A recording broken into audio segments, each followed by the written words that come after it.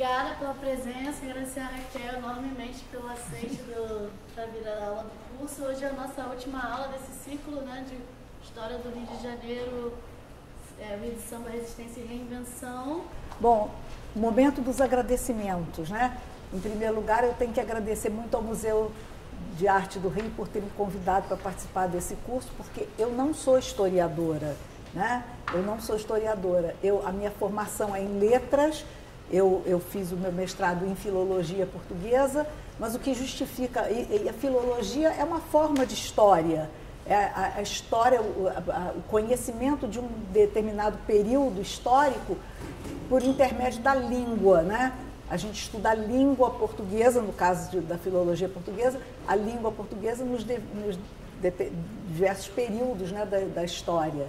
E então justamente essa minha formação de filologia, em algum momento se juntou com a minha outra identidade, que é a identidade de sambista. E aí vem o meu segundo agradecimento. Toda vez que eu sou convidada a falar sobre samba em algum lugar, a minha primeira palavra é para o Império Serrano, a escola onde eu cheguei muito jovem, né?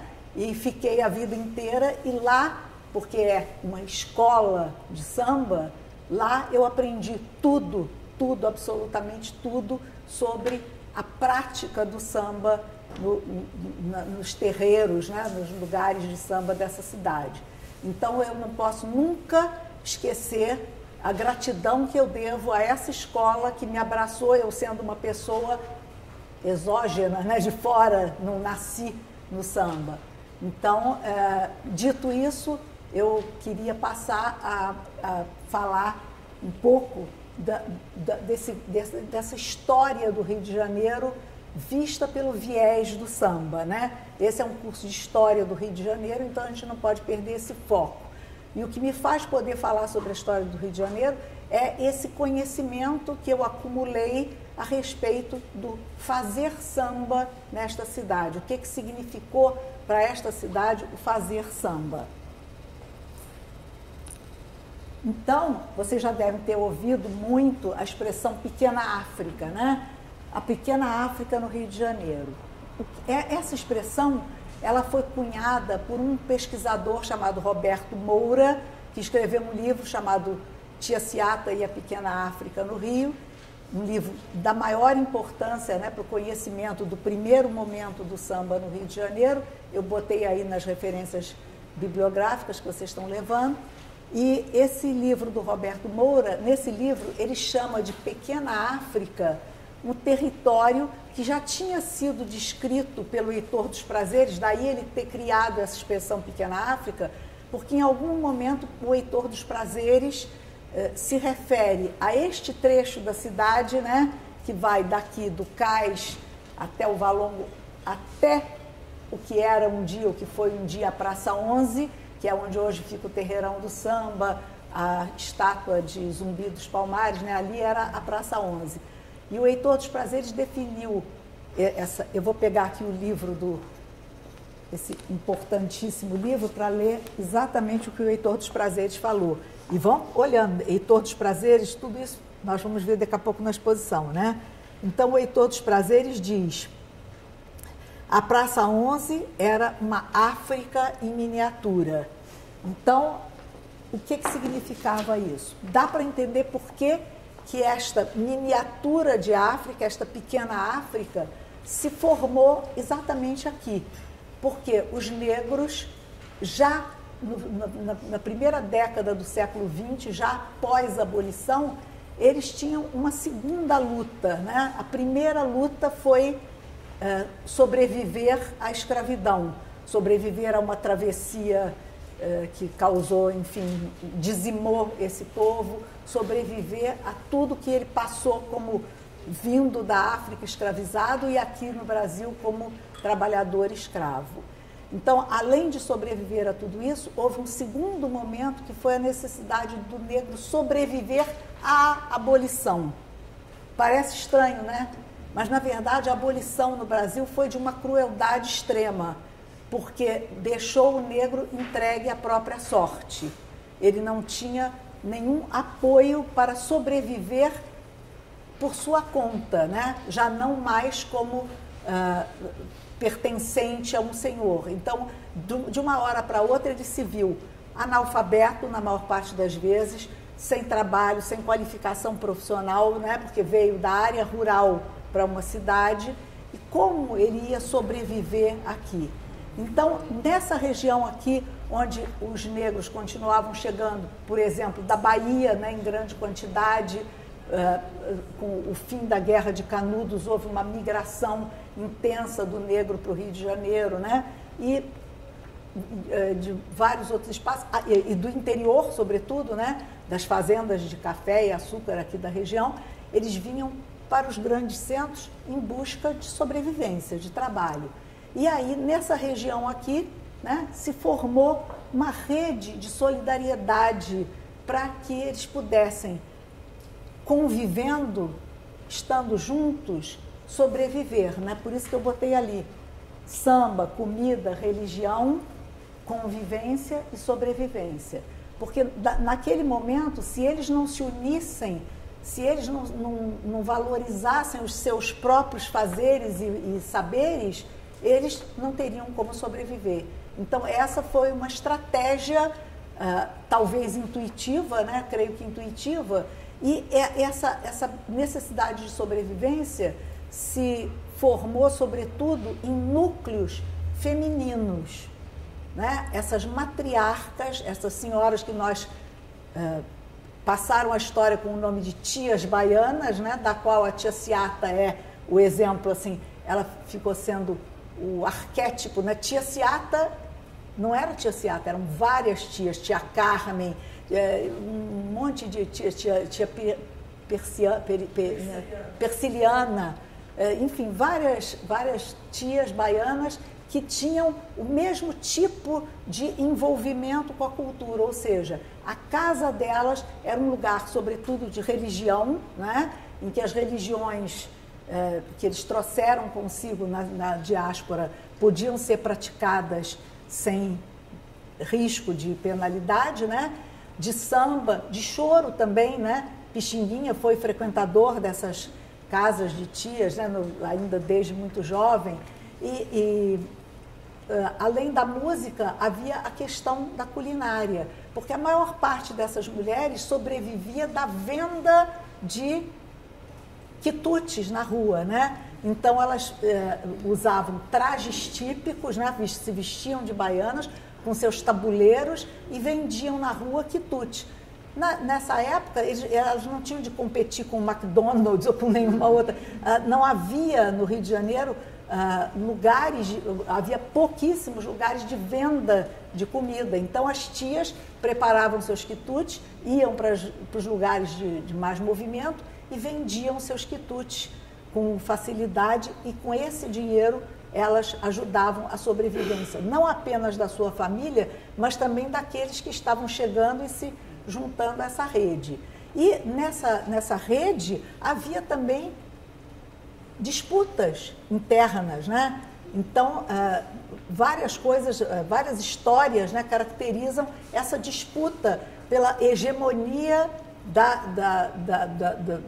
liderança do povo que estava ali à volta dessa comunidade. Agora, além disso, o que é muito marcante, né, é a gente ver uma matriz que vai passar para o samba, né, que é a importância dessas matriarcas, dessas mulheres, né, que em torno delas se junta esse complexo de sobrevivência e convivência, né? Isso é uma coisa muito boa para a gente pensar, como nas escolas de samba, se a gente for ver, né, na fundação de quase todas as escolas, havia à frente mulheres fortes que congregaram à sua volta aquela comunidade para se organizar e criar uma escola de samba. No entanto, essas mulheres não aparecem, elas são quase invisíveis, o que é comum na época, né? Principalmente mais adiante na época da fundação das escolas de samba. Por exemplo, o Império Serrano, que é a história que eu conheço mais de perto, me chocou profundamente ver que dos 29 que assinaram a ata de fundação do Império Serrano, não há nenhuma mulher, só homens. Mas na história real, que a gente capta por entrevistas, por depoimentos, por documentos, a gente vê que elas foram importantíssimas. Houve pelo menos 4 mulheres fundamentais para a fundação do Império Serrano. E eu vou citar apenas uma, né, que é a tia Eulália, que era irmã do fundador, né, irmã do primeiro presidente da escola, e, na verdade, ela era a pessoa mais importante do Império Serrano enquanto viveu, porque era ela que decidia tudo. Ninguém podia fazer nada sem consultar a tia Eulália. Então, essa liderança informal, né, que não está nos documentos, pode-se dizer o mesmo da Unidos da Tijuca, né, que é uma escola muito antiga, de 1936. A Unidos da Tijuca tinha tia Regina, uma baiana, né, importantíssima também. Era ela que mandava, era ela que decidia. Na Mangueira, né, uma porção, desde uma bem antiga tia Lucila, né, até Dona Zica e Dona Neuma, né, não se fazia nada sem consultar Dona Zica e Dona Neuma. Então, essa matriz feminina das escolas de samba e do samba do Rio de Janeiro, é bom a gente botar aqui de lado para poder pensar mais tarde, né? Então, nessas casas de samba, de convivência, a gente vai ver que se fazia uma coisa que pode parecer hoje a nossos olhos estranha, mas que na época era comum, que era a resistência à perseguição da sociedade, né? Essa casa da tia Seata, no livro aqui do Roberto Moura, ele vai contar que ela abria a porta e ouvia: recebemos uma denúncia de que aqui se canta samba. Então, se a gente pegar essa frase, né, que é da década de 10 do século passado, portanto, de 100 anos atrás, a gente pode comparar com hoje, né? O que é o samba hoje? O samba hoje merece uma exposição de um importante museu do Rio de Janeiro, né? Um dos mais importantes museus de arte do mundo. E o samba está aqui prestigiado, contado pelo viés da arte, né? E afora isso, o samba como ritmo, como dança, como cultura, é reconhecido no mundo inteiro, né? Eu vou citar só o exemplo do Japão, que nada mais longe do que o Japão, né? Fica do outro lado do mundo. No Japão existem não sei quantas escolas de samba, e não só isso, eles conhecem sambas de terreiro das escolas de samba que nós aqui não conhecemos, porque eles colecionam, eles gravam, eles veem, eles têm uma paixão pelo samba. Então, aquele lá, né, que era reprimido na casa da tia Seata, em 100 anos se tornou o quê? A referência do que é o Brasil lá fora. Em qualquer país do mundo que você chegue e diga sou brasileiro, na mesma hora vem alguma menção ao samba. Ou fazem um passo esquisito achando que estão sambando, ou cantam alguma coisa, cantam Aquarela do Brasil, né? Alguma coisa vão fazer relativa ao samba. Então, foi um fenômeno cultural que venceu todas as resistências, todas as pedras que lhe puseram no caminho, e hoje é essa importância toda. Agora, o que a gente tem que refletir é o seguinte: de quem foi esta vitória? Quem fez o samba ser o que ele é hoje? Então, eu posso citar vários nomes de sambistas, entre aspas, de hoje, mas eu não vou citar. Eu vou citar o nome daqueles heróis que enfrentaram toda essa resistência da sociedade, toda a repressão policial, inclusive, e conseguiram, com o seu valor artístico, chegar a esse ponto. E esses heróis são negros, né? O samba é um produto da negritude do Brasil, né? Abandonada à própria sorte, reprimida, e para isso houve várias estratégias de sobrevivência. O que o samba teve de fazer, o que ele teve de conceder para se tornar o que ele é hoje. É isso que a gente vai tentar explicar aqui. Então, vamos contar um pouquinho como é que foi essa história. Há uma coisa sumamente importante que é o momento, o que deu projeção a este samba que se fazia na casa da tia Seata foi a sua chegada ao carnaval. Por quê? Porque antes não havia uma relação. Para nós hoje, quando a gente pensa em samba, imediatamente nos vem à mente o quê?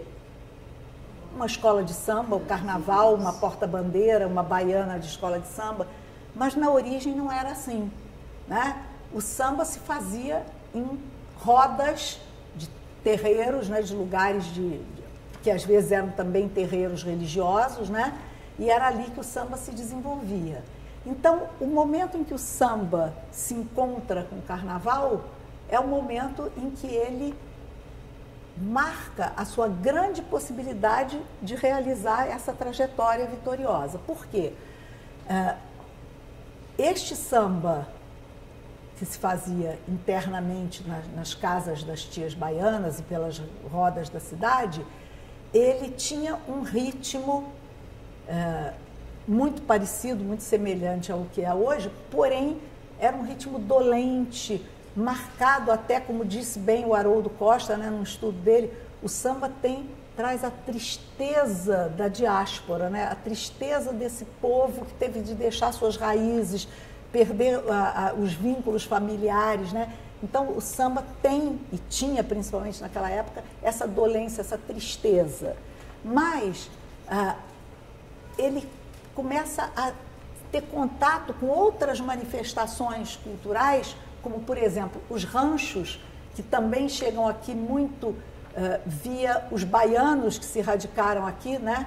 Então, houve um homem chamado Hilário Jovino Ferreira, que era um grande líder negro e que era organizador de um rancho, o As de Ouro, né?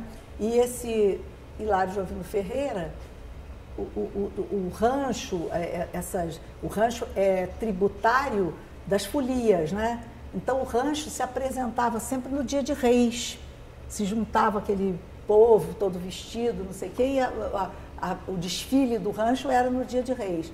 E o Hilário Jovino, em determinado momento, disse assim, não, o dia de Reis é muito, muito caído, ele diria, né? Naquela época não se usava caído, mas enfim, o dia de Reis é muito, muito sem graça, vamos fazer o rancho desfilar no carnaval. Então os ranchos migraram do dia 6 de janeiro para a data móvel do carnaval. E com isso eles conseguiram uma visibilidade muito maior, né? Os ranchos foram em algum momento muito sucesso no Rio de Janeiro. E então esse pessoal, esse núcleo de sambistas que se organizava em torno da casa da tia Seata, e já um pouco mais adiante, ela morava na rua Visconde Itaúna, que é uma rua que acabou com a Praça 11, né? Quando acabaram a Praça 11, a rua Visconde Itaúna deixou de existir porque houve o alargamento. Mas era na direção do que hoje, mais ou menos, é o Calouste Gulbenkian, o Terreirão, por ali. E ali também se reunia aquele grupo de sambistas do Largo do Estácio, aquela região toda, essa pequena África, era solidária, né?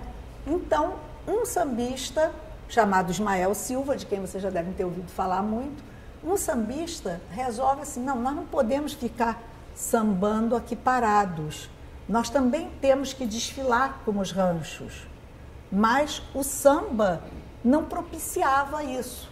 Então, o Ismael Silva modifica o ritmo do samba, ele começa a fazer sambas, ele e o seu grupo, né, Brancura, Bide, Marçal, eles começam a fazer sambas com um ritmo mais acelerado, que ele definiu, numa entrevista ao jornalista Sérgio Cabral, ele definiu como bumbum, paticumbum pro gurundum, né? Que virou depois enredo do Império Serrano e tal. Mas né, nesse momento ele define isso, quer dizer, o que era? Era um andamento diferente daquele que se praticava na roda de samba da casa da tia Seata. Então, ele definiu este bumbum, paticumbum pro gurundum como samba de sambar.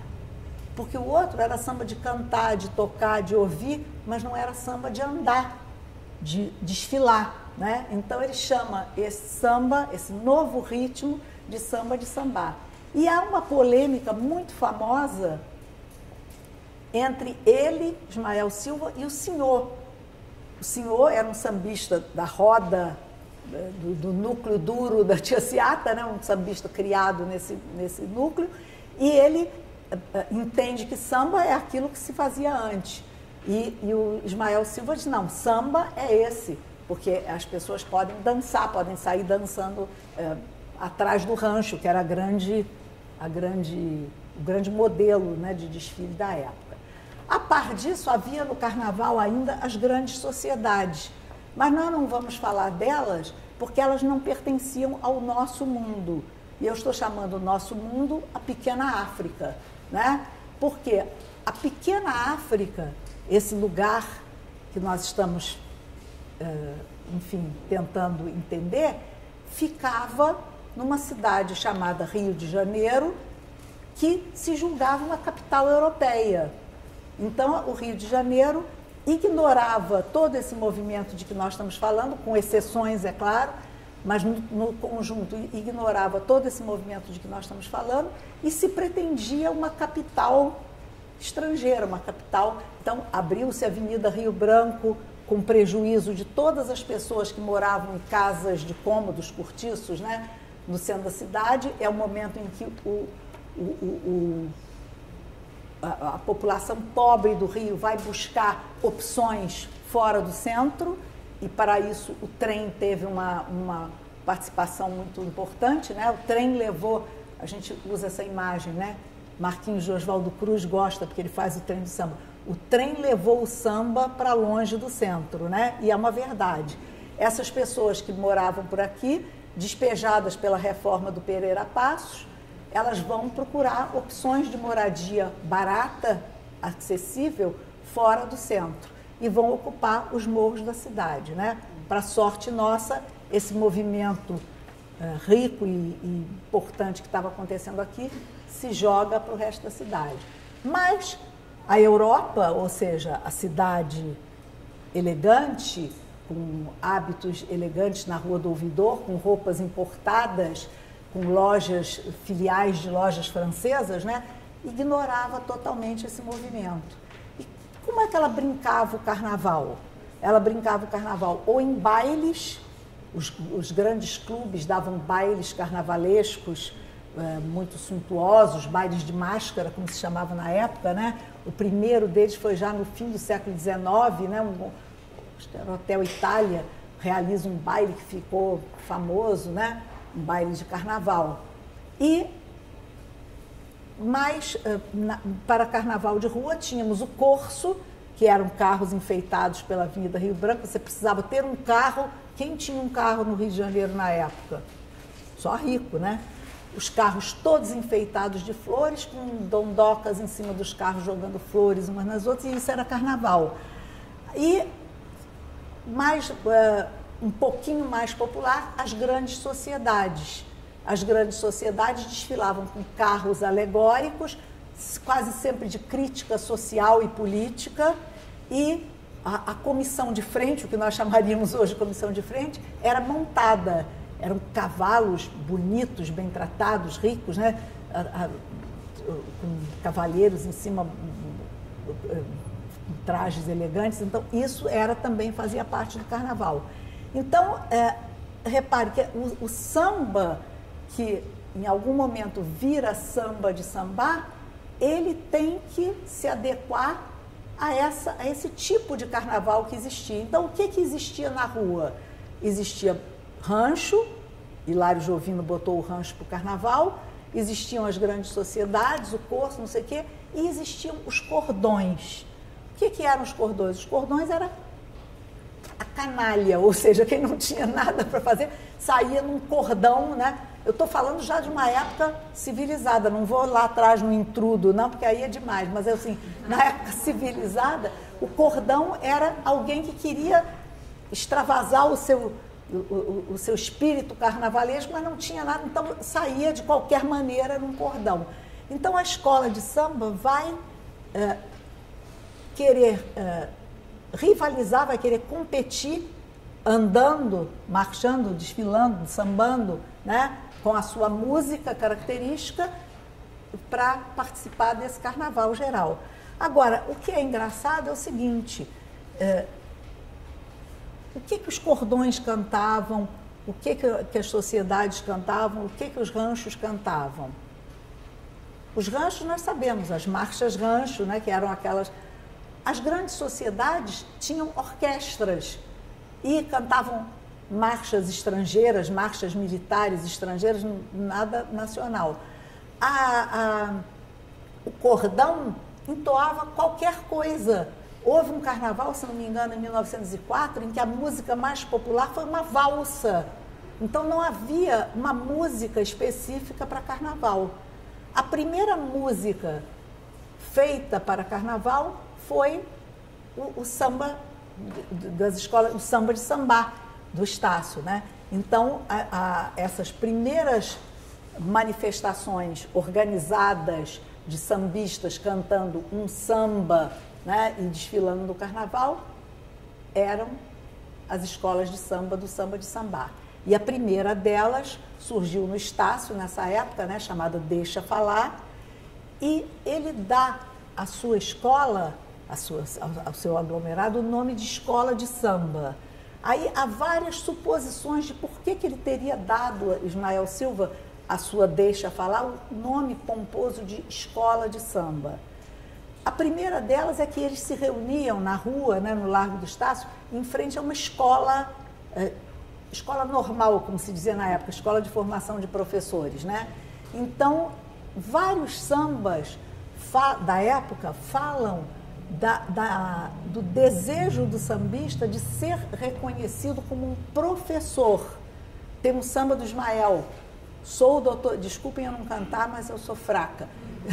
Sou doutor em samba, quero ter o meu anel, tenho esse direito como qualquer bacharel, né? Então, reparem, não bastava fazer aquilo que eles faziam normalmente, que era tão interessante, tão agradável, que ocupava o ano inteiro. Eles queriam um reconhecimento, eles queriam ter o apoio, o nada consta, o nada obsta da sociedade, né? Ele tem esse direito, ele fala nisso, né? Então, a gente vê por aí que esse nome escola de samba não é inocente.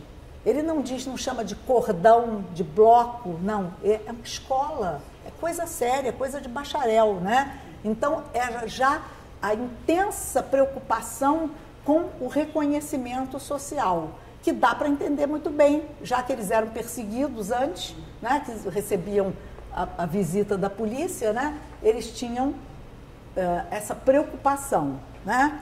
Então, assim surge a primeira escola de samba, a Deixa Falar.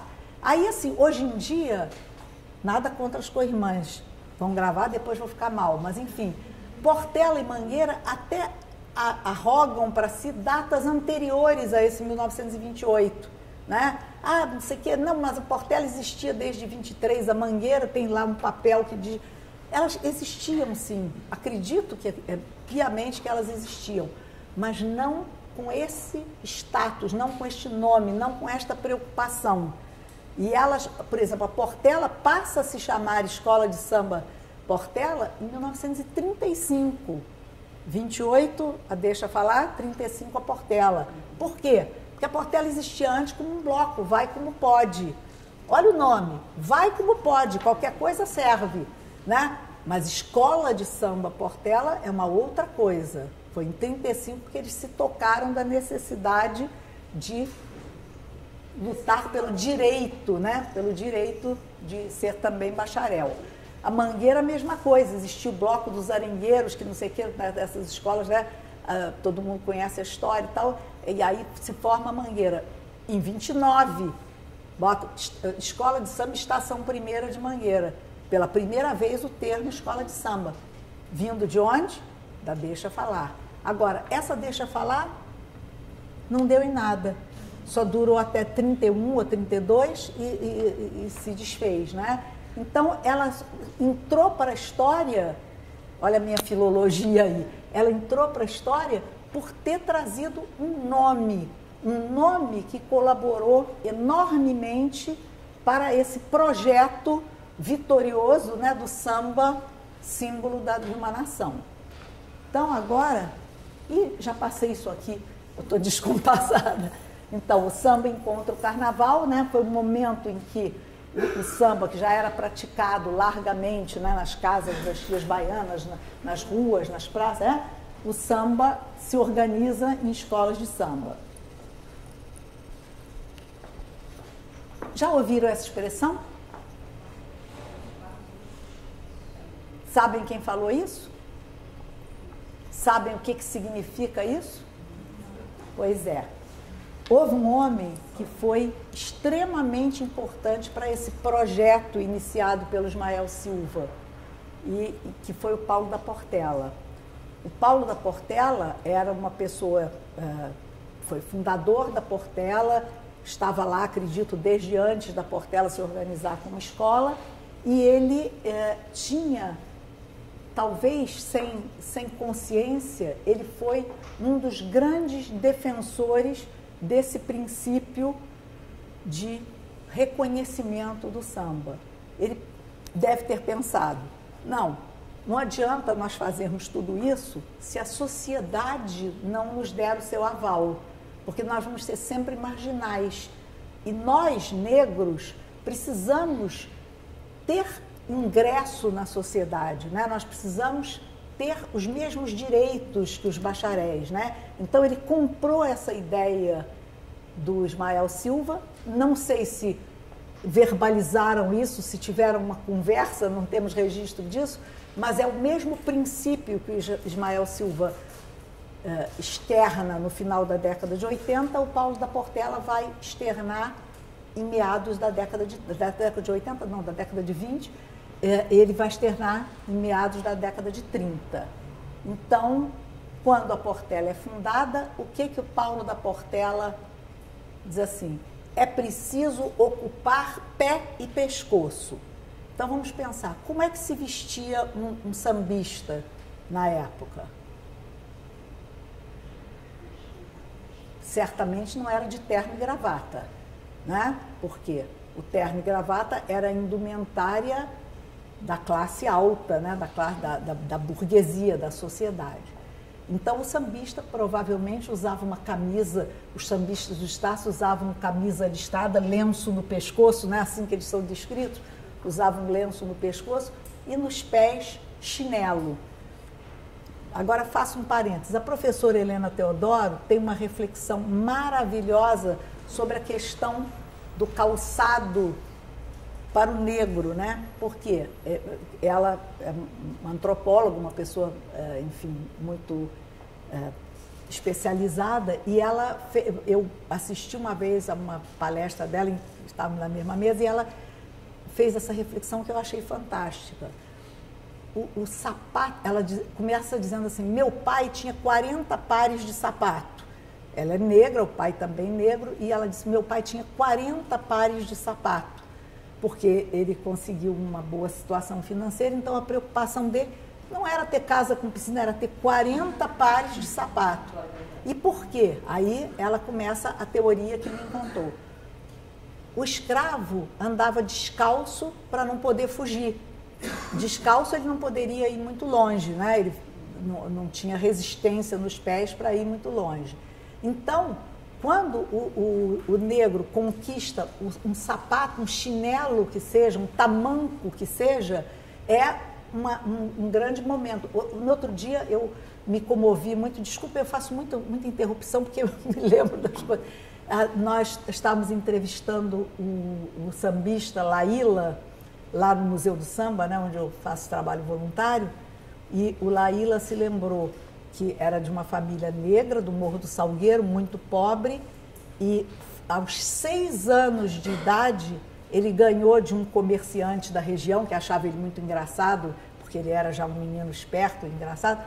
O comerciante deu a ele um par de tamancos, e ele disse que ele ficou maravilhado com aquele par de tamancos. Era assim, reparem, Laíla nasceu em 1943, então não estamos falando lá de trás, estamos falando de 1943 já.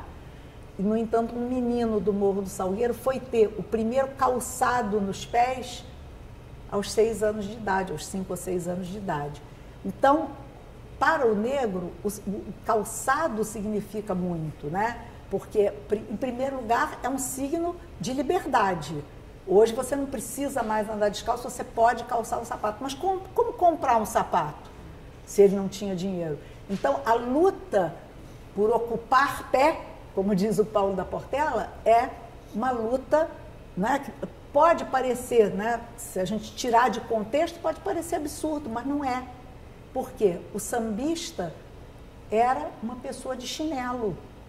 Havia um chinelo muito típico, há ainda um chinelo muito típico de sambista, já ouviram falar? O chinelo Charlotte? É um chinelo, um sapato. Bira, presidente do Cacique de Ramos, ainda usa, eu fico maravilhada, até fotografo. É um sapato fechado na frente, às vezes até com bico fino, 2 cores, mas não tem calcanhar, né? Aquele chinelo. Isso é muito comum nos sambistas, entre os sambistas. Mas naquela... Oi? A Helena Teodoro. Helena Teodoro é uma pessoa muito importante, uma sambista também, né? Muito importante. Mas, voltando aos sapatos, esse chinelo, né, que o sambista da época usava, era para o Paulo da Portela inconcebível na hora do desfile. Então, na hora do desfile, qual era a recomendação dele para o contingente da Portela? Masculino, né, nesse caso aqui. Não quero ninguém de chinelo e não quero ninguém de lenço no pescoço. Quero todo mundo de pé e pescoço ocupado. Então, quando a gente vê essa recomendação, o que quer dizer isso?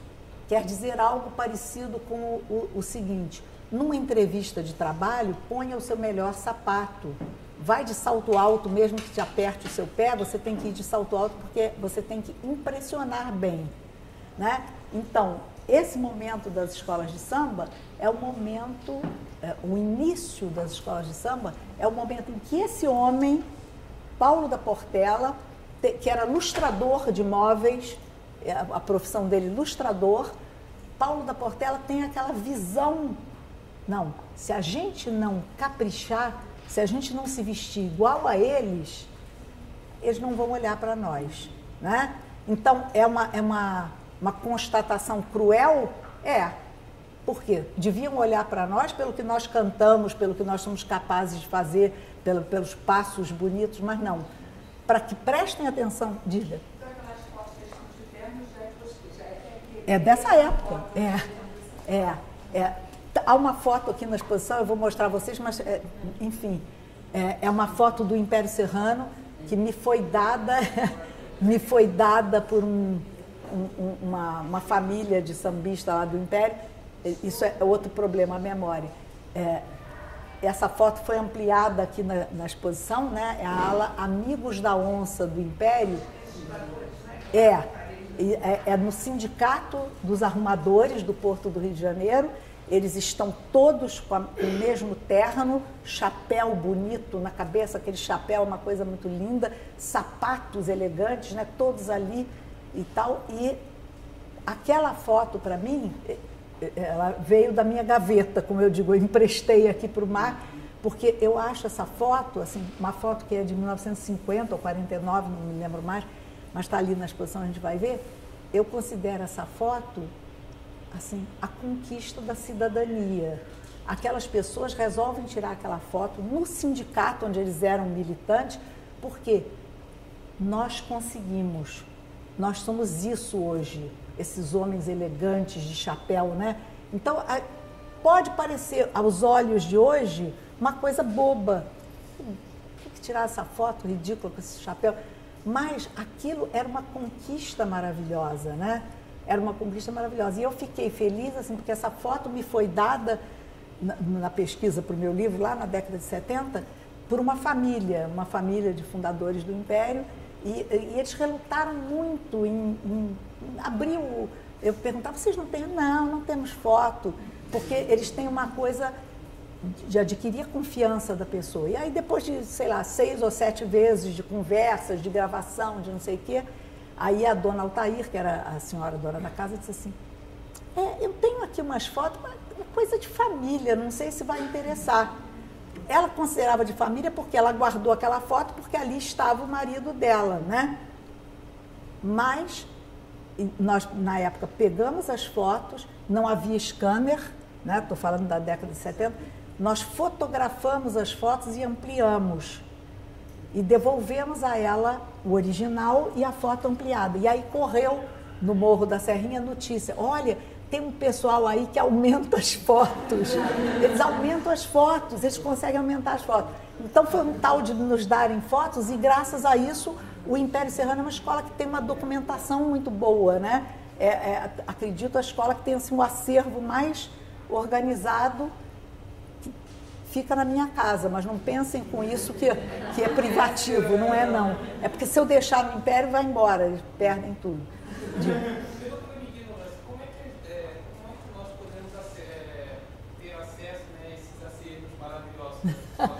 Olha, as escolas... olha, vou fazer um atalho aqui, vou fazer um desvio. As escolas de samba, lamentavelmente, as escolas de samba não. Os sambistas não tiveram, ao longo do tempo, preocupação com a memória. Por quê? A questão de autoestima. Eles, por exemplo, Dona Altair, ela achava que aquilo ali era uma foto de família. Que interesse pode ter a foto do meu marido de 1940? Eles não percebiam, agora já percebem, eles não percebiam o que eles construíram. A aventura civilizatória, como diz Luiz Antônio Simas, né? A aventura civilizatória que foi a trajetória das escolas de samba no Rio de Janeiro. Então, os sambistas não guardaram seus acervos, primeiro, porque a fotografia na época não era uma coisa como é hoje, né? A fotografia era um luxo, porque tinha que ter a câmera, tinha que revelar o filme, que era uma coisa cara, comprar o filme, que na época da guerra não tinha celulose para fazer filme, tem toda uma história. Então a gente tem uma falha muito grande. Agora, afora isso, é um trabalho assim, se você se determinar a fazer isso, você vai encontrar muita coisa está por aí, coisa que não acaba mais. Aí, assim, nós fizemos isso no Império Serrano para publicar um livro, a segunda edição saiu agora, e assim, então nós reunimos esse material do Império e querem ver o exemplo? O Silas de Oliveira, quando nós fizemos o livro, ele já tinha falecido. Silas de Oliveira, vocês sabem, foi o maior compositor de samba enredo de todos os tempos. Nós procuramos a família, que ficamos muito amigos deles e tal, a viúva ainda era viva, e ela nos deu, para aumentar, todas as fotos que ela tinha em casa. Nós aumentamos e devolvemos com uma grande e o original. Aí a viúva faleceu anos depois, e agora, quando o Silas foi enredo do Império, em 2014, uma filha do Silas me ligou e falou assim, Raquel, tu ainda tem aquelas fotos de papai? Eu falei, claro, imagina se eu... fotos de Silas de Oliveira, claro que eu tenho. Quer dizer, reparem a pergunta, tu ainda tem? Quer dizer, podia ser, hoje eu estou fazendo uma faxina, essas fotos aqui vão falar que Silas de Oliveira já era, não é? A frase dela admite essa possibilidade, tu ainda tem as fotos de papai? Eu falei, claro que tem. Porque nós aqui não temos. Então, com a morte da mãe, eram muitos filhos, cada um levou um pouco, cada um perdeu, o outro não sabe onde fez, emprestou a não sei quem. Então, eu fiz novamente, agora muito mais fácil, né? Escaneei, dei um pendrive com as fotos para cada filho e tal, e tudo se resolveu. Mas o que eu quero dizer? O próprio sambista, ele teve condições econômicas adversas, né? Ele não era rico o suficiente para comprar filmes, mandar pagar o fotógrafo para vir fotografar, nada disso. Em segundo lugar, as condições de vida não propiciavam o guardar, o colecionar. Por exemplo, Mano Décio da Viola, também é do Império Serrano, Mano Décio da Viola, quando nós fomos entrevistá-la a primeira vez, o senhor não tem foto? Não tenho, sabe por quê? Porque em 1900 não sei o quê, teve uma enchente na minha casa, molhou tudo. Depois eu ainda consegui alguma coisa, mas aí quando eu me separei da fulana, ela tocou fogo em tudo. Então, assim, são vidas muito ainda precárias, né? E sem o princípio da organização, né? Porque a pessoa que tem o espírito do colecionismo dessas coisas, né? Ela tem que ter mínimas condições. Eu, no meu caso, nem se conta, porque eu não passei nem de perto por essas vicissitudes, mas assim, a minha casa, à medida que as minhas filhas foram casando, tudo foi sendo ocupado por acervo, né? E eu acho isso muito bom. Agora, o Império Serrano, aí vamos às escolas. Então já vimos individualmente por que os sambistas não guardam. Dos 40 pares de sapato. Já volto aos 40 pares do pai de Helena Teodoro. Então, por que as escolas de samba não guardam as coisas? Porque não é uma prioridade para elas. Aí nós vamos chegar já lá no sétimo quadro. As escolas de samba, como elas são hoje, que até têm recursos financeiros, elas não estão preocupadas com esse passado. Elas não pensam que foi daquele trabalho, daqueles homens negros quase sempre analfabetos, não sei o quê, que surgiu essa coisa que chamou a atenção do mundo. Exatamente. Então, as escolas de samba hoje são marcadas pelo efêmero. Acabou, joga fora, né?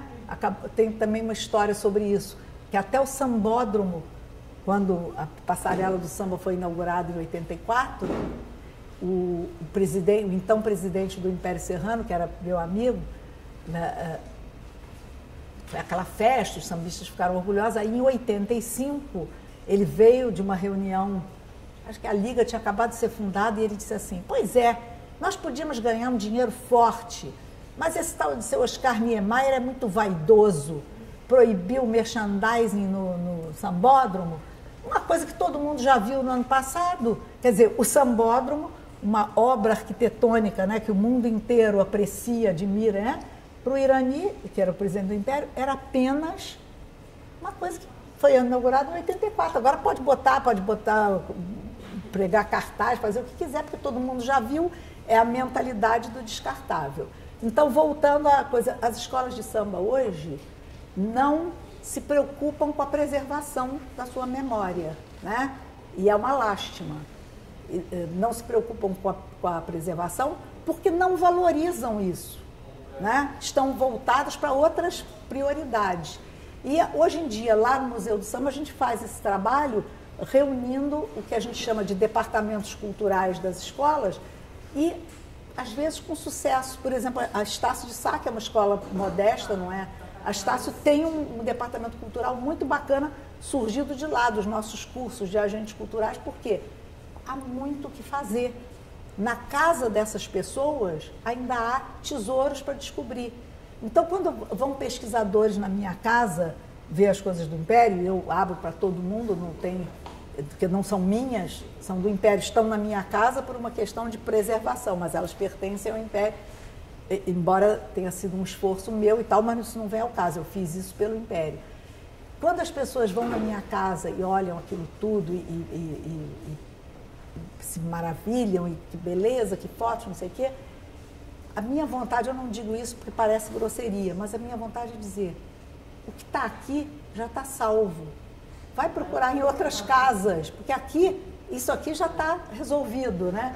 Então, assim, tem escolas de samba que não tem sequer um livro. O Império, graças a Deus, tem um livro. O Salgueiro, o Haroldo Costa fez a história do Salgueiro, né? Um livro importante que resgata esses valores, mas Portela, por exemplo, não tem uma história, né? Não tem um livro que conte a história da Portela. Então, tudo isso são falhas que vêm, em parte, de um descaso que eu quero dizer, a escola de samba temos que pagar o homem que voa, né? Que é o homem que voa, aterrissa não sei onde, isso é... E aí? O que me interessa um homem, um drone? Eu quero saber de drone, eu quero saber de samba no pé, quero saber de bateria, né? Mas não, a mentalidade hoje é desse grande espetáculo, mas já vamos chegar a isso. Então, vou voltar rapidamente aos 40 pares. Então, por que o pai de Helena Teodoro, um negro bem-sucedido, né, que educou os filhos, deu aos filhos estudo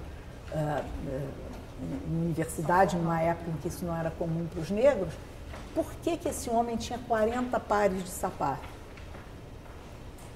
Porque ele estava resgatando uma coisa que foi extremamente importante e dolorosa para ele. Eu imagino que esse homem na infância, talvez como Laíla, tenha tido um tamanco aos 6 anos de idade. Então o sapato significava para ele muito mais do que uma coisa que você calça no pé e sai, né? Ele tinha 40 pares de sapato porque aquilo tinha uma importância transcendente para ele, né? Era mais do que um mero sapato. Era o signo de uma opressão que tinha acabado, né? Ou que estava acabando. Não se pode falar, infelizmente, no passado ainda, né? Mas, enfim, uma opressão que estava terminando, para ele, pelo menos, né? Que foi uma pessoa bem-sucedida. Então, assim, este homem tinha 40 pares de sapato.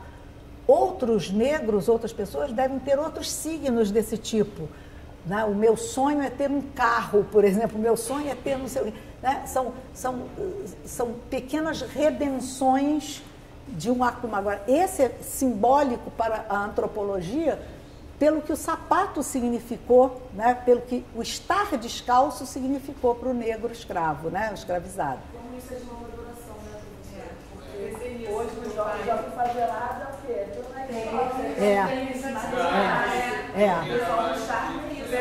Cada época com seu signo, né? Bom, então já vimos que o projeto de Paulo da Portela, né? Que era o sambista se fazer aceitar usando, se equiparando à sociedade, àqueles que... E aí, graças a esse esforço de pessoas como Paulo da Portela, né? O samba sai desse âmbito restrito das escolas de samba e chega ao disco e ao rádio, né? Gravar um disco naquela época era uma aventura espetacular, não era uma coisa assim, era como a fotografia, eram coisas que hoje para nós são banais. Qualquer um vai em um estúdio, sai de lá com CD, grava, né? A coisa mais simples do mundo. Mas na época, gravar um disco era uma coisa espetacular. Então, quando os primeiros sambas são gravados, eles não são gravados pelos sambistas, eles são gravados por intérpretes famosos, como o próprio Francisco Alves, né, que propunham parcerias aos sambistas, nas quais, na verdade, não existia parceria alguma.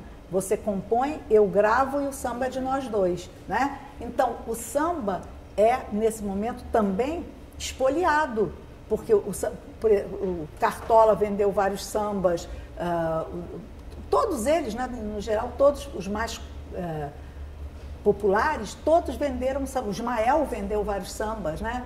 E eles viviam disso, né? Viviam disso, era importante para eles ganhar esse dinheiro vendendo samba para grandes intérpretes. Aí a gente pergunta, bom, isso foi uma coisa horrível, realmente foi uma espoliação? Foi. Mas graças a isso, o gênero, a beleza daqueles sambas se tornou, se espalhou pela cidade, pelo Brasil e pelo mundo, né? Então, houve um ganho, embora seja uma coisa horrível, condenável e tal, o samba gravado em disco, na época era disco de 78 rotações, chega ao rádio, que era a grande forma de difusão da música brasileira, né? Então, o rádio era o que é hoje a televisão, já era também a televisão, né? Hoje em dia eu ouço dizer que as pessoas já não veem mais televisão, mas enfim, o que em algum momento representou a televisão, então o rádio era uma constante na casa das pessoas, todo mundo ouvia a rádio o dia inteiro, e chegar aquelas músicas, aquelas composições maravilhosas pelo rádio, né? Nas gravações de Francisco Alves, de Nelson Gonçalves, não sei o quê, foi uma forma de tornar os sambas populares para a classe média e até para a classe alta e para o Brasil todo. Então, isso aqui foi um momento de grande importância, mas nós não estamos falando ainda do que é específico das escolas de samba, que é o samba enredo, né? Porque o primeiro samba enredo gravado em disco foi, se não me engano, da Unidos da Tijuca, um samba enredo da década de 30, Natureza Bela do Meu Brasil, que um desses cantores famosos, acho que o próprio Nelson Gonçalves, gravou.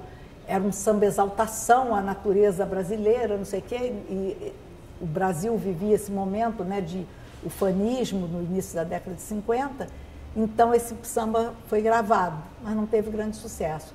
Sucesso mesmo foi em 55, quando o samba Tiradentes do Império Serrano foi gravado, né?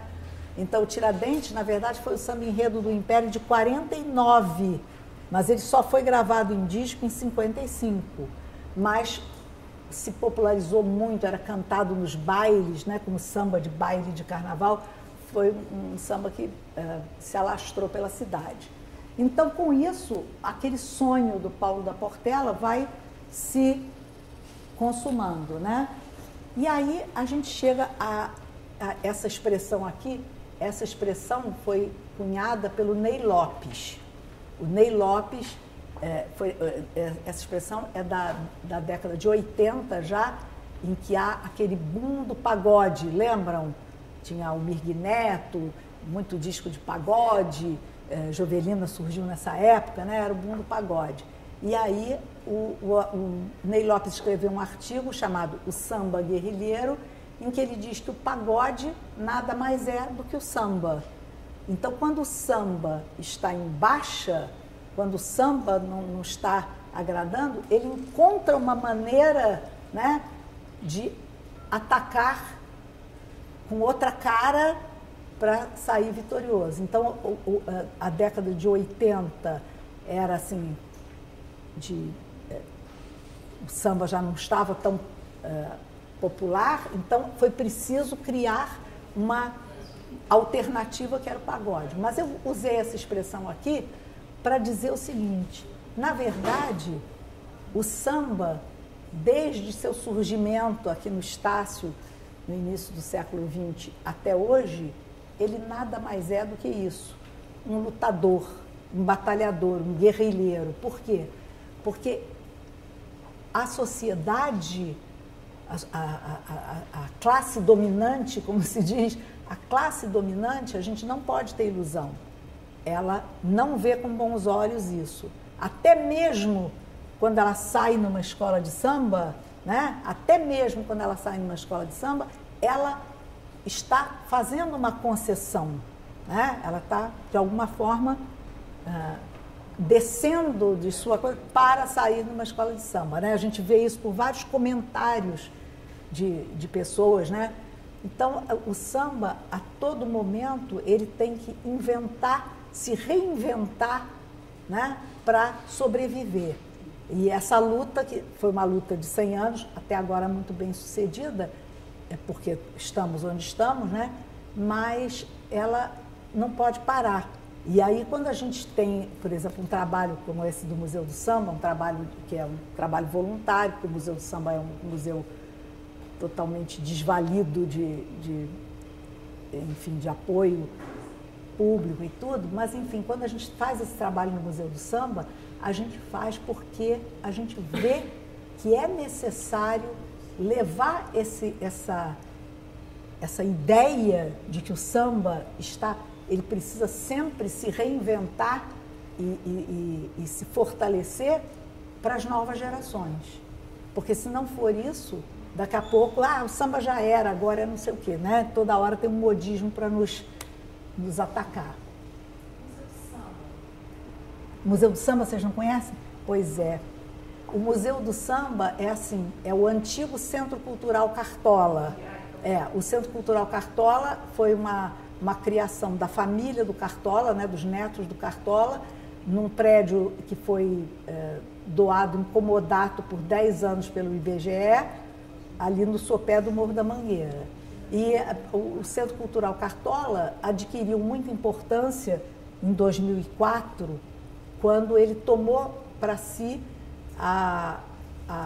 tarefa de reconhecimento do samba do Rio de Janeiro como patrimônio cultural do Brasil, né, como patrimônio imaterial. Então, nesse momento, foi aí que eu conheci o Museu do Samba, que eu fui chamada para participar desse grupo de trabalho, que era, na verdade, formado por 6 pessoas, uma de cada escola, das 6 escolas que eram consideradas matrizes do samba no Rio. Então, éramos 6 pessoas. Aí, algumas foram saindo fora, deixando... não era remunerado, né? A gente vai... E acabamos, assim, 4 pessoas levando o trabalho todo, que foi uma coisa, assim, nunca vista, né? Um trabalho terrível. Porque a gente não sabia bem o que era. Nós vamos reconhecer o samba como patrimônio imaterial, vamos. Mas era uma coisa assim que nós tínhamos que criar um dossiê de defesa, por que o samba deveria ser um patrimônio cultural imaterial. E aí, quando acabava o dossiê, mas tem que fazer as referências. Tem a bibliografia, tem a discografia, tem não sei o quê. Essas pesquisas tomam muito tempo. E nós varávamos noites fazendo isso, uma loucura total.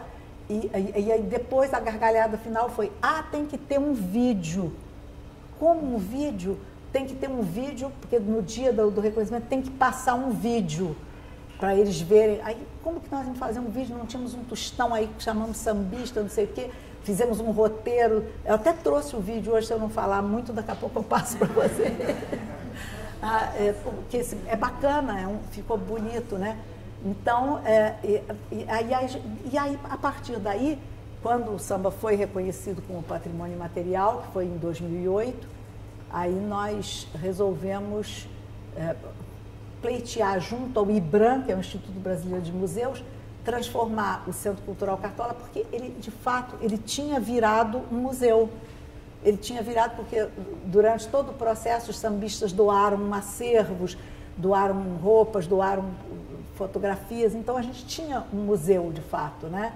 Então, nós fizemos um outro dossiê para virar museu e viramos o Museu do Samba. E ele luta muito, mas o nosso forte, eu considero, assim, eu sou responsável lá pela área de pesquisa, né? Eu só vou lá uma vez por semana, mas tem pessoas que trabalham, que são bolsistas e tal.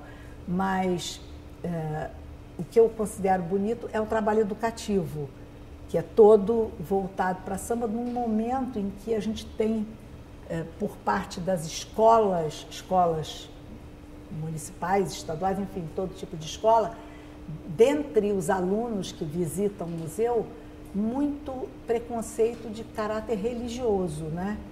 Então, por exemplo, na exposição permanente do museu, tem uma baiana típica de escola de samba, uma baiana moderna, que tem avião na cabeça, que tem não sei o que, baiana mesmo, né? Baiana de tabuleiro na cabeça, toda de renda branca, com aqueles colares, e essa baiana gira. E aí é muito comum a gente ter escolas visitando e as crianças entram e dizem, não vou entrar não vou entrar não. Mas por quê? Não, isso é macumba. Então, quer dizer, a confusão, aliás, legítima, porque o samba tem uma matriz religiosa inegável. Não quer dizer com isso que mas quando, por exemplo, as pessoas da classe média reclamam, eu não gosto mais dos sambas agora porque tem muita palavra africana, muita palavra que a gente não conhece, mas tem que ter, porque estamos falando de alguma coisa que é a nossa cultura, né? Qual é a cultura do sambista? A cultura do sambista são os orixás, faz parte da cultura do sambista, faz parte da cultura do negro do Rio de Janeiro. Não quer dizer com isso que todo negro tenha de ser um bandista ou candomblecista, não quer dizer, mas o samba nasceu assim. Na casa da tia Ciata, onde o samba nasceu, a matriz era essa, religiosa. Há pouco tempo houve uma polêmica na minha escola, porque apareceu lá um patrono, essas coisas que tem agora, né? O patrono, ele é evangélico, ele disse que se tiver enredo sobre orixá, ele não dá mais dinheiro, está fora. Aí eu tive que escrever, lá na minha coluna no SRZD, eu tive que escrever. Não, ele deve sair fora antes de ter enredo sobre orixá, porque qualquer enredo que tenha a escola de samba, ela é uma celebração religiosa. O desfile de uma escola de samba, sob qualquer enredo, é uma celebração religiosa, né? Por isso as pessoas choram. Eu choro todo ano, pode ser qualquer enredo, choro. Por quê? Porque aquela emoção, aquela unção, né, do desfile da escola de samba é uma procissão religiosa, né? Uma coisa, né? E os relatos que a gente ouve, né? Uma vez eu encontrei num salão de cabeleireiro uma senhora me contando, começamos a conversar, ela falou, vai carnaval, não sei o quê. Ela era salgueirense, aí ela contou como é que ela virou salgueirense. Ela era de Belém do Pará, veio assistir o desfile no tempo ainda da Candelária. Aí estava ali num caixotinho assistindo o desfile com uma família aqui do Rio, e aí quando veio a porta-bandeira do Salgueiro rodando com aquela bandeira, ela disse, eu tive um transe místico, ela não tinha religião, mas ela disse, eu tive um transe místico, eu comecei a chorar, eu tive vontade de me atacar na pista para beijar aquela bandeira. Então, quer dizer, como é que você explica isso, né? Aí me tornei salgueirense, saio do Salgueiro todo, olha que coisa bonita, né? Como é que a pessoa foi chamada por uma coisa. Então, não há dúvida de que aquilo ali é uma celebração, né? Então, agora já me perdi toda. Volta. Então, o que a gente estava dizendo é isso. Diga, Carla. Deixa eu me fazer a pergunta. A senhora finalizou? Eu queria voltar ali rapidinho. Pode voltar. O que me chamou a atenção, professora, é que a senhora faz a impressão que eu tive, que a senhora deu uma pulada para os anos 80. Muito me chama a atenção aquela crítica, alguns críticos têm umas críticas, outros não, o Luiz Confete até defende, explica o porquê, e dizem que aquele samba do Zuzuca, né, pega no Bandê, foi uma divisão como lá atrás houve, né? Aí eu queria saber qual é a sua opinião, como a senhora faz essa leitura? Bom, aí assim, tudo dentro do samba guerrilheiro. O samba enredo, isso foi o assunto da minha dissertação de mestrado, né? Eu fiz o mestrado tentando juntar as pontas da minha vida, né? Eu fiz a dissertação de mestrado sobre samba enredo e peguei, porque foi na década de 80, exatamente esse período. E assim, se a gente for pensar na evolução do samba enredo, ela é muito emblemática da evolução das próprias escolas, né? Porque o que nós tínhamos muito antigamente? Vamos lá, rapidinho. Na década, no começo, as escolas de samba nem tinham samba enredo. Elas podiam cantar qualquer samba durante o desfile, né? Aqueles bonitos sambas do Cartola, da década de 30, eram sambas enredo, né? Mas eram cantados pela escola porque não havia a preocupação de juntar enredo e samba. Aí, na década de 40, muitos dizem, passou a ser obrigatório por causa do Estado Novo. Não é verdade. Não existe agora, uma pesquisadora da Fundação Getúlio Vargas já vasculhou todos os arquivos da ditadura Vargas, nunca houve essa proibição. Era o momento do ufanismo, que a ditadura, ela incrementava os valores nacionais, não sei o quê. Então, as escolas puseram isso no regulamento sem nenhuma imposição. Foi uma atitude que partiu das associações de escolas de samba da época.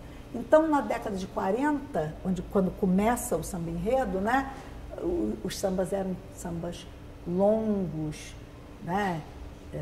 A década de 50 toda eram chamados lençóis, aqueles sambas. Tem um maravilhoso da Mangueira, que é o Grande Presidente, é sobre o Getúlio, foi no ano seguinte à morte do Getúlio.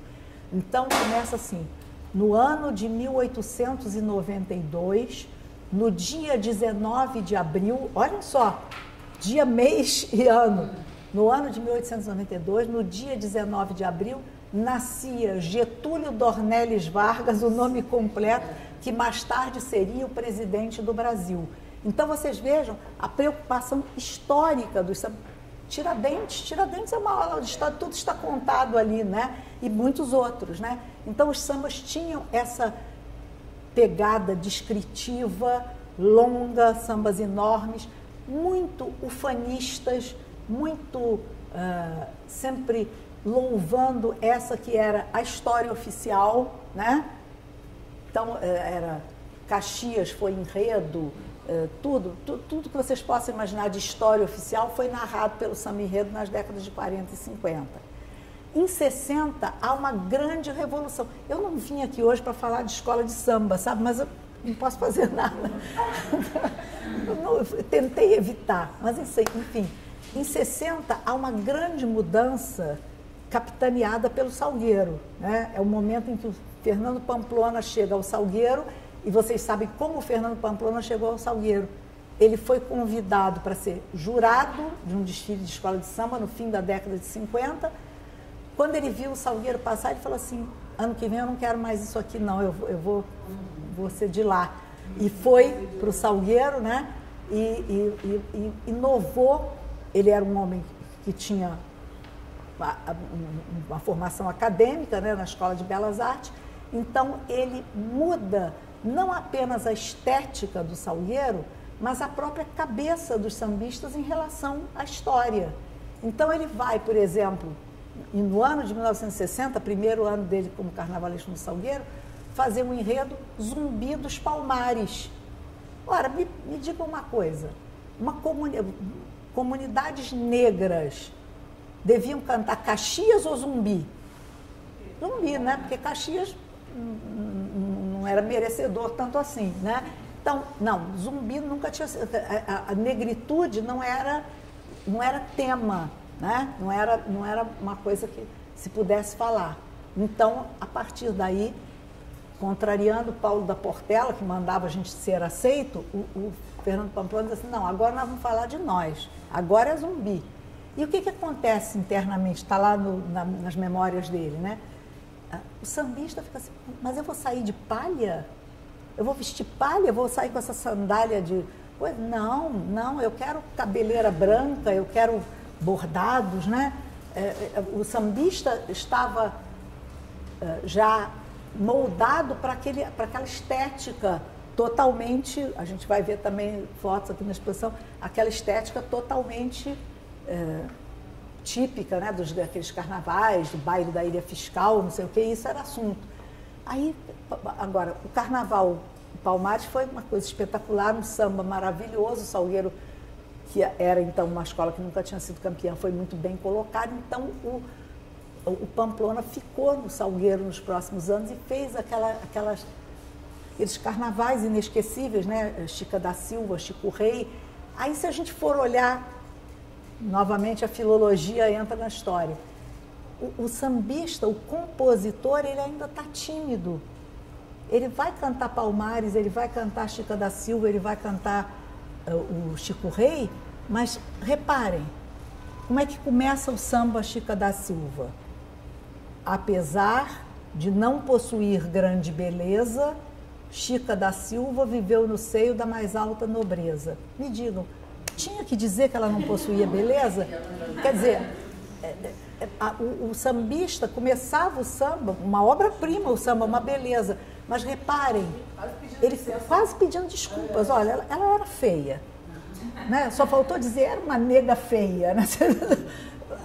Quer dizer, é inconcebível que um compositor popular tenha que começar pedindo desculpas, porque Chica da Silva não era tão bonita assim, mas viveu no seio da mais alta nobreza, aí conta a história toda.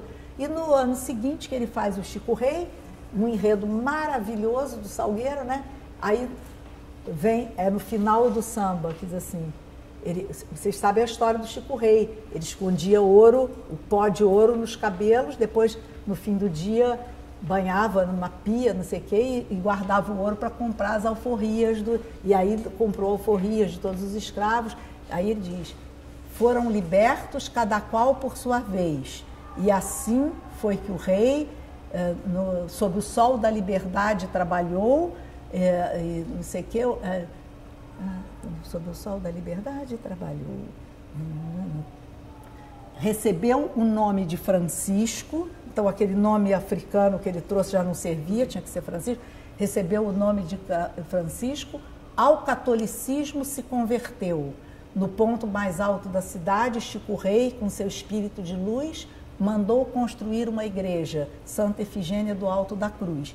Então, assim, vamos muito bem, conta toda a saga da esperteza, da inteligência do Chico Rei, que bola aquele plano, né, de comprar as alforrias, mas no fim ele tem que se converter ao catolicismo e mandar construir uma igreja. Nada contra, mas eu digo, não é uma coisa. O sambista ainda está tímido em afirmar os seus valores, né? Ainda está tímido. E isso vai demorar muito tempo até poder chegar à década de 80, 90, em que esses enredos que tanto desagradam, né, ao grande público da Globo, né, diz assim, a gente não entende uma palavra do samba, não entende, porque é tudo africano, não sei o quê. Desliga a TV, faz isso, desliga a TV, porque nós temos o direito... Vai aprender um pouco, exatamente, vai aprender o que existe você ignora, né? Vai aprender. Então eu acho que assim, querer moldar as escolas de samba a um padrão cultural que não é o dela, é aquilo, para quem estava na aula de sábado passado, que a Carolina bem mostrou aqui, da apropriação cultural. Vocês fizeram uma coisa bonitinha, mas agora é meu, né? Agora é meu, porque deu certo. Então, o que a gente vê? Ih, agora tem que passar uns 3 slides para chegar. Tá aqui, ó. Aí o carnaval chega ao momento em que... O samba chega ao momento em que ele é o dono absoluto do carnaval. Marchinha de carnaval não existiu mais, né?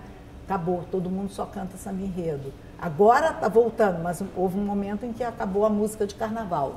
E aí o samba, aquele mesmo samba de sambar do Ismael Silva, o mesmo samba de ocupar pé e pescoço do Paulo da Portela, se tornou o maior espetáculo da terra. Palmas para eles, né? Conseguiram, foi uma coisa maravilhosa. Mas o que está acontecendo? Quando o samba se torna o maior espetáculo da terra, aparecem vários donos, que não são Ismael Silva, não são Paulo da Portela, não são os sambistas. Então eu pergunto a vocês, Carolina também falou nisso na semana passada, quem são hoje os presidentes das escolas de samba?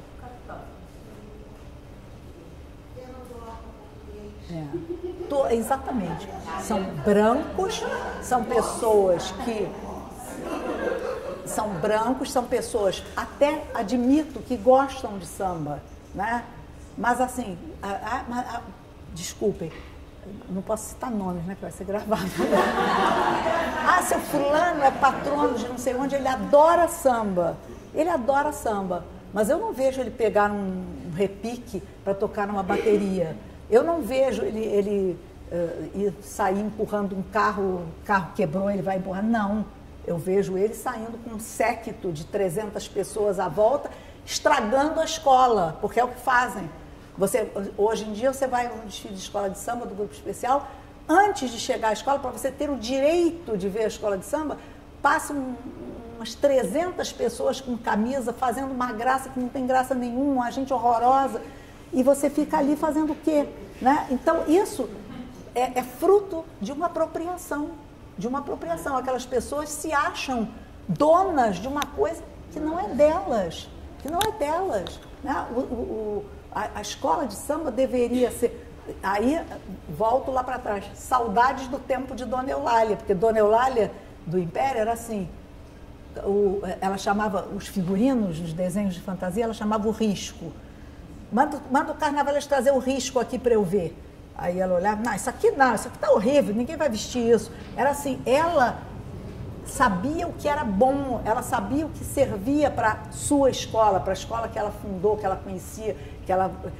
Já velhinha, com mais de 90 anos, ela chegava na quadra no dia de ensaio de bateria, o ensaio só da bateria durante a semana, botava uma cadeirinha e a bateria lá ensaiando e tal, aí no fim ela chamava o mestre da bateria, aquilo ali não está dando certo. Ela tinha um ouvido para a bateria porque ela entendia, ela sabia.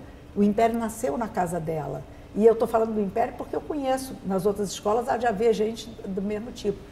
Mas hoje, essas pessoas, se bobear, nem desfilam, né? Porque houve uma apropriação. Então, assim, quem está no carro é a mulher de seu fulano de tal, que é o patrono da escola. A rainha de bateria é uma coisa totalmente comercial, é um posto que se vende. Não interessa se ela samba, se não samba, ela deu 300 mil. Mudou a rainha de bateria porque a nova rainha está dando 300 mil para a escola. Então, o que é isso, né? O que é isso? Infelizmente, é um sinal, né? Quer dizer, tudo aquilo que a gente sonhou ter, esse reconhecimento pela sociedade, é o mesmo que está nos matando, né? Está tentando nos matar. Nos matando não, porque o samba não morre jamais, né? Então, nesse momento em que o samba se torna o maior espetáculo da Terra, ele vai pagar um preço por isso, né? Está pagando um preço caro por isso. Aí, isso aqui é quando o terreiro vira quadra, assim, como é que eu conheci uma quadra de escola de samba, talvez muitos de vocês também. Era um lugar de terra, né? A quadra do Império tinha no meio um círculo assim, acimentado, onde a porta-bandeira e mestre-sala dançavam. O resto tudo era um terreiro de terra mesmo, batida, com as mesinhas e cadeiras bem pobres, não sei o quê. E aí tinha um lugar da quadra, perto assim da saída, onde se formava uma roda de samba duro, que era o samba, aquela roda de samba que você tira o parceiro para dançar com uma joelhada, assim. E eu me lembro que eu ficava, tinha lá samba enredo, não sei o quê, e eu ia para ali olhar aquilo, porque é a coisa mais linda que existe, é aquela dança verdadeira do samba, né? Não é uma dança de casal, é uma dança de pessoas isoladas, mas eventualmente pode se juntar no meio da roda um casal. E é uma coisa assim de uma riqueza coreográfica impressionante. Aí, se você for hoje a uma quadra, cadê a roda de samba? Não tem. Tem um momento, agora é o show da ala de passistas. Aí vem as passistas, todas vestidas iguais, os passistas homens também todos vestidos iguais, sambando, parece que deu corda, aquela coisa assim. Não há nenhuma criatividade, não tem criatividade. Aí existe uma passista no Império, uma senhora já, né, que ela foi assim a maior passista do Império de todos os tempos, ela tem o nome de Soninha Bumbum, porque ela apareceu no ano do bumbum e também pelos atributos físicos, então ficou sendo Soninha Bumbum. Essa mulher, ela hoje é uma senhora, já tem netos e tal, ela não é bonita, não é uma pessoa assim de, que mulher maravilhosa, não, ela não é bonita, inclusive está acima do peso, mas eu só me interesso por ver Soninha Bumbum dançar, que ela gosta até hoje de sambar no pé, e é uma coisa assim, a criatividade dela, de acordo com o samba. Os sambistas das alas de passistas de hoje em dia, parece que eles estão ouvindo qualquer coisa, pode mudar, não, a Soninha não, o samba vai parar, ela faz um trejeito com as pernas, faz assim, é uma coisa linda, de uma criatividade espetacular, né? E como a gente vê aqui na entrada da exposição, aqueles corpos inteiros sambando, não estão com roupa, não tem penacho na cabeça, não tem coisa caindo aqui, mas estão sambando, estão fazendo aquilo que o corpo pede quando ouve um samba, né? Porque não é assim? Você ouve um samba, se disser assim, levanta aqui, samba aqui agora, você não pode sambar, não tem samba para você sambar, mas se você está ouvindo um samba, te dá aquela vontade imperiosa, né, de cumprir aquilo que o samba está te pedindo. Tem uma história muito linda, desculpem, eu tenho que contar. Era a ala de baianas da Imperatriz, ia fazer uma visita, essas coisas que tem, convidou a ala de baianas da Imperatriz. E aí eu tinha que ir buscar as baianas, não sei onde que elas iam saltar. Então entraram 4 baianas no meu Fusca, isso há muitos anos, né?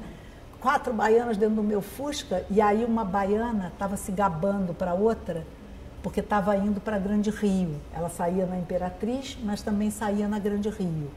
E aí ela estava muito orgulhosa e dizia assim, lá dão tudo.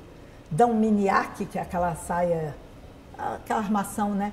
Lá dão miniaque, dão a anágua, dão a fantasia, dão o chapéu, dão até o chinelinho, dão até calcinha. Aí a outra ficou mordida, né, com aquela esnobação toda.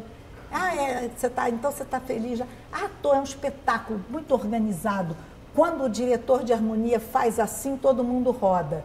Aí a baiana humilhada disse assim, para mim já não servia, porque eu rodo quando o meu corpo pede e o tamborim me ordena.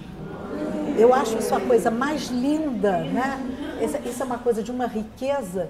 Ninguém pode fazer assim e eu ter vontade de rodar, porque tem uma hora em que o tamborim te leva a rodar, o tamborim, né, é aquela coisa espontânea, que é a marca do samba. O samba tem que ser espontâneo, se não for, está tudo perdido, né? Então, do momento em que o samba, eu usei essa metáfora aqui, quando o terreiro vira quadra, né? Aí assim, a quadra, o ingresso custa não sei quantos reais, você entra, tem o show de não sei quem, tem não sei o que lá.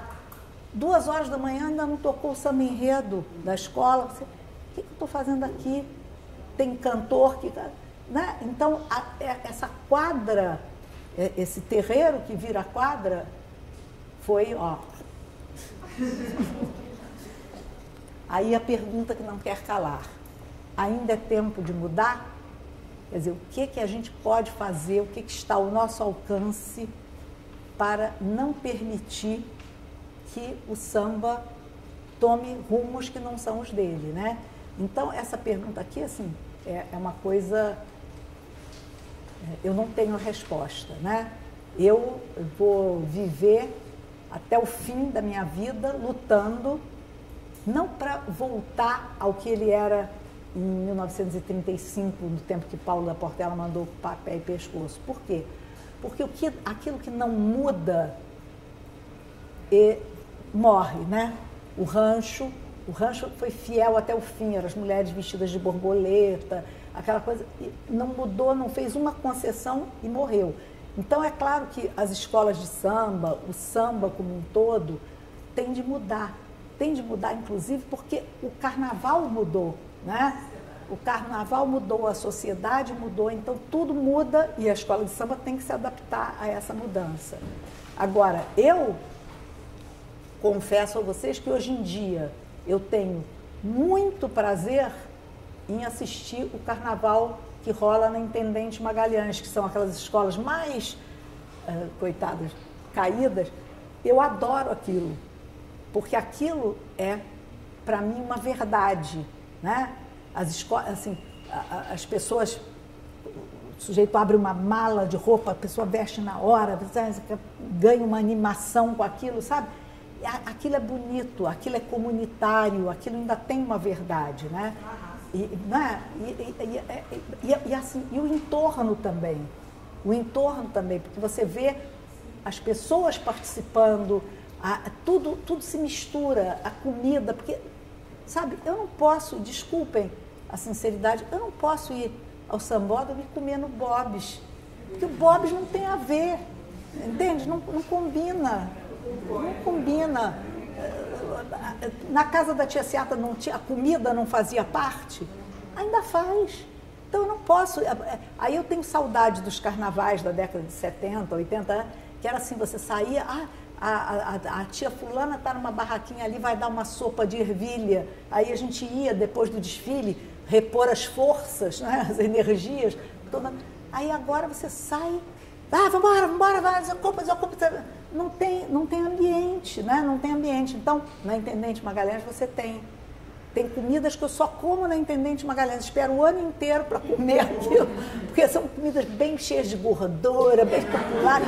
Sabe? Porque é isso, eu não posso comer no Bob's, não combina, não tem a ver, né? Então, a gente tem que entender que as mudanças têm que existir. Agora, há coisas que são realmente inadmissíveis, né? E assim, hoje em dia a Liga faz concessões, até algumas pautadas no nosso dossiê. Quando a gente fez pela primeira vez uma lavagem da entrada do Museu do Samba, não sei o quê, a Liga incorporou a lavagem da Sapucaí, né? Então agora, uma semana antes, tem as baianas lá. É uma festa linda, bonita, eu acho autêntica, embora seja uma coisa um pouco fake, né? Mas tudo bem. Então, eu acho que a gente tem que pensar muito em como a gente pode mudar mantendo as conquistas que fez, né? Que foram conquistas. Porque senão a gente vai cair numa de dizer assim, para que Paulo da Portela foi fazer isso? Não adianta ter ficado lá. Não. Foi importante o samba foi importante, inclusive, como conquista de cidadania, né? Quando você vê a foto bonita, né? os fundadores do Império Serrano, eles eram todos ligados a um sindicato, o Sindicato dos Arrumadores. Então, eles têm aquela ideia de a escola de samba ser um lugar de discussão, de debate, né? E isso foi uma coisa que me encantou muito no Império Serrano quando eu cheguei. Eu cheguei lá em 1972, era um momento horrível de ditadura, e você chegar lá, tem assembleia. Tem assembleia? Tem. Cada um falava o que queria, xingava o outro, depois saíam juntos para tomar cerveja. Eu falei, nossa, isso é tudo que eu quero. O direito a ter opinião, você tem que ter uma opinião. Pode não ser a mesma do outro, e não quer dizer que devam ser inimigos, né? Então, essa coisa bonita que foi construída pelas escolas e que propiciou para os seus mentores e para os seus adeptos, né, a conquista da cidadania, porque a escola de samba foi uma forma importante de afirmação do negro no Rio de Janeiro, né, em que a sociedade se curvou diante daqueles sapatos e gravatas, né, daquele pé e pescoço ocupado, mas se curvou, sobretudo, ao talento deles, né? Talento que não chegaria até nós sem essas estratégias, né? Essas coisas. Aí eu trouxe esses versos aqui, não sei se vocês conhecem, se alguém sabe até cantar. Isso. Esse é um samba do Paulinho da Viola, né? Em que ele diz, meu pai, lá no final, né? Como é? Canta aí. Canta aí pra gente. Meu filho, tome cuidado, quando penso no futuro, não esqueço do passado. Então, a gente está... porque nesse samba, se vocês forem examinar a letra toda do samba, essa estrofezinha aí, no meio da desilusão, na dança da solidão, no meio vem isso aí. E aí eu ficava pensando, por que ele botou isso aí, né? Então, isso é uma lição muito importante, né? A gente não pode pensar no futuro esquecendo o passado. Então, quando a gente pensa, será que ainda dá tempo de mudar? A gente tem que olhar para trás. A gente tem que olhar para trás. E é isso que uma exposição dessas possibilita, né? A gente resgatar esse passado glorioso, porque não há outra palavra para definir o que foi a trajetória do samba em um século de existência, né? Uma trajetória gloriosa. Então, se a gente não olhar isso, se a gente não refletir sobre isso, se a gente não ajudar a pescar elementos desse passado e se preservar, como é que vai ser o futuro, né? Bom, aí para saber um pouco mais foi a bibliografiazinha que eu pedi, é uma bibliografia mínima e eu privilegiei assim os livros que tratam exatamente dessa história do primeiro momento do samba, né? E eu quero destacar sobretudo esse livro aqui, que talvez vocês conheçam, que é o Dicionário da História Social do Samba. É do Ney Lopes e do Simas, né? Do Luiz Antônio Simas, que esteve aqui também. E esse livro, assim, é um dicionário, né? Então você pensa, um dicionário, ninguém lê dicionário. Não, esse vocês podem ler, porque é muito... Eu tive um privilégio incrível, porque eu sou amiga dos autores, né? E aí o Ney Lopes sempre me contava, não, eu estou escrevendo um dicionário da história, e eu adoro um dicionário, não vou mentir para vocês, estou doida por um dicionário. Então eu falo, e aí Ney, quando é que sai o dicionário? Ele dizia assim, não, estamos terminando, olha, quando ficar pronto você vai ser a primeira a saber. Aí um mês de dezembro ele me mandou no computador os originais, ó, entregamos na editora. Aí eu disse assim, eu vou ler. Aí comecei a ler no computador, porque era muito grande para imprimir, eu lia no computador. E aí fui descobrindo, mas isso aqui manda remeter para não sei o quê, mas não tem o verbete. Aí fui fazendo observações. Aí em fevereiro, isso numa época que a gente não tem tempo, né? Janeiro, fevereiro, a gente não tem tempo para nada. Aí quando eu acabei de ler, eu mandei para ele o arquivo. Falei assim, Ney, olha, eu tomei a liberdade de fazer algumas observações assim, eram falhas desse tipo. Num verbete ele botava o ano de 1925, no outro 26. Eu fui marcando e fui dando. E aí ele me mandou um e-mail que eu guardei para sempre, que ele disse assim: ah, Raquel, assim você me deixou de frente para o gol. Porque aí, então, ele, enfim, é um livro assim, importantíssimo, porque ele trata de coisas, na forma de verbetes, de coisas que não estão em nenhum outro livro, né? É muito interessante. Então, se vocês puderem ter, eu aconselho, né? Bom, e agora, aqui estão meus contatos, se vocês quiserem. É rava@uol.com.br.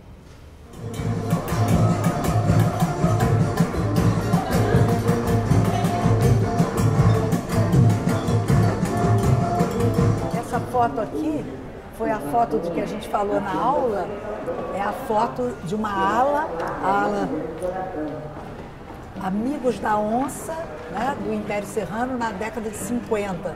Eu acho que essa foto é especificamente de 51.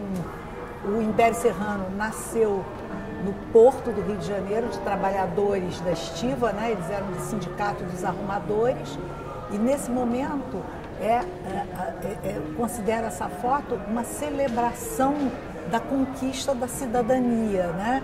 Eles eram pessoas de carnaval, de samba, mas eram também esses sindicalistas, esses batalhadores pelos direitos do negro ao trabalho no Porto do Rio de Janeiro, no momento em que havia concorrência da mão de obra estrangeira que estava chegando.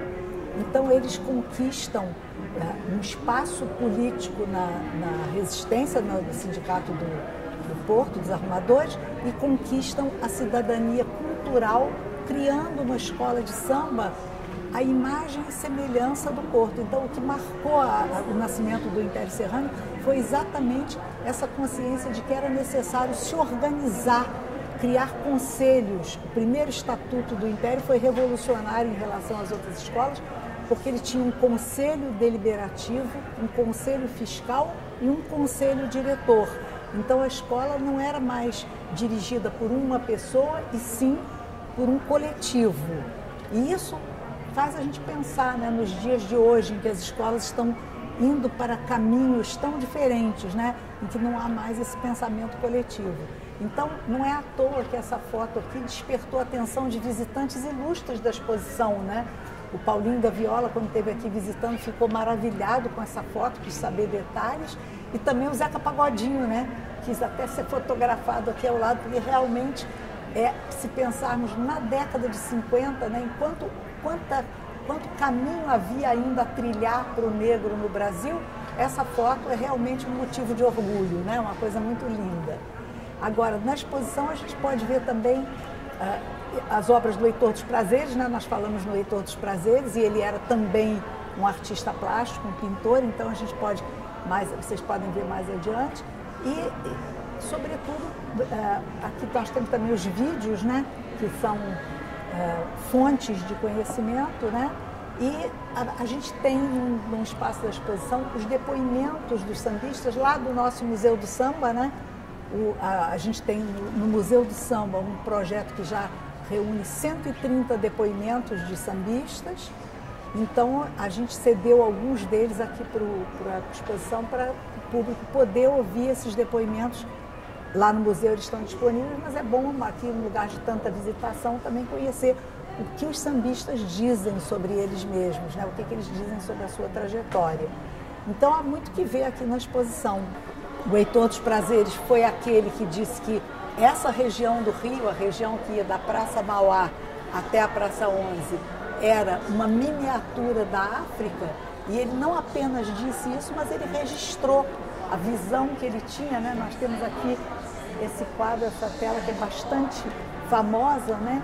Em que ele reproduz a visão que ele tinha desse fazer cultural tão rico que acontecia nessa região, que depois passou a história com o nome de Pequena África, né? Mas foi realmente um sambista de uma sensibilidade enorme, né, que levou isso também para as telas.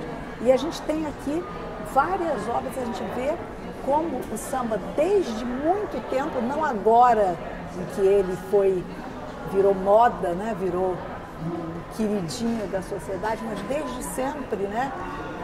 A arte dita erudita, né? Voltou seus olhos para o samba, né? Então, vários artistas brasileiros e até mesmo alguns viajantes, né? Registraram em suas telas esse fazer, que é de uma riqueza, como a gente viu, né, durante a nossa conversa, não é uma riqueza que se limite a uma coreografia ou a uma melodia, mas, sobretudo, a um modo de viver, né? Um modo de viver, uma forma de viver que é ligada a essa necessidade de resistência do povo negro, né, no primeiro momento, numa cidade que lhe era muito adversa, né? Era muito hostil ao negro, né? Não era nada convidativa, nada simpática. Então o negro, apesar disso, conseguiu emplacar a sua maior marca cultural, né, dentre muitas outras que estão presentes no Rio de Janeiro, mas a maior, a mais expressiva foi, sem dúvida, o samba, né? O samba que hoje virou marca do nosso país, né? O samba, todo mundo lê, Brasil, né? Então a gente tem muito que se orgulhar e tem muito também que defender, muito que resistir, porque quando a gente faz, por exemplo, um dossiê para a defesa do samba como patrimônio imaterial, muitas vezes perguntam, mas o samba está ameaçado? Precisamos proteger o samba, ele precisa ser protegido pelo fã, ele precisa exatamente pela sua superexposição, né? Hoje em dia, o fato do samba ter emplacado nas escolas de samba o maior espetáculo da terra, como se diz, deixa muitos desses fazeres vulneráveis, né? A coisa vai se perdendo, vai perdendo a sua essência, a sua importância, as suas reais identidades, né? Para coisas que não são características. Então, essa é uma luta, né, que a gente tem que firmar, sobretudo voltando os olhos para o passado, como faz essa exposição, reunindo aqui os elementos que compõem essa trajetória, né, e a aquisição desse status que o samba tem atualmente. Então, se a gente não olhar para trás, se a gente não correr atrás de buscar e preservar essas matrizes, aí fica difícil, né? A coisa pode degringolar. Mas não há de acontecer, porque o samba tem 7 fôlegos, né? Então a gente vai continuar firme. Este jongo é da minha terra. Coisa linda. A gente nem falou do jongo, né? Nem tivemos tempo de falar do jongo. São elementos que entraram, né, na formação dessa cultura afrodescendente, né, que o samba teve mais destaque. Aqui a gente tem, quando falamos lá das raízes e matrizes religiosas do samba, né? Então esse aqui é uma Djanira, né? Um quadro da pintora Djanira, em que ela registra uma cena religiosa, onde já estão presentes os elementos que a gente vê comumente nas escolas de samba até hoje, né?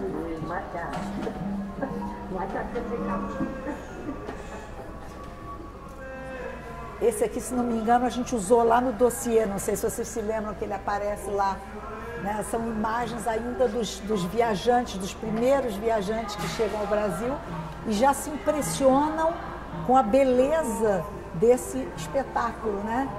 Que era o embrião do samba, né? Já o sistema de roda, como a gente vê aqui, né?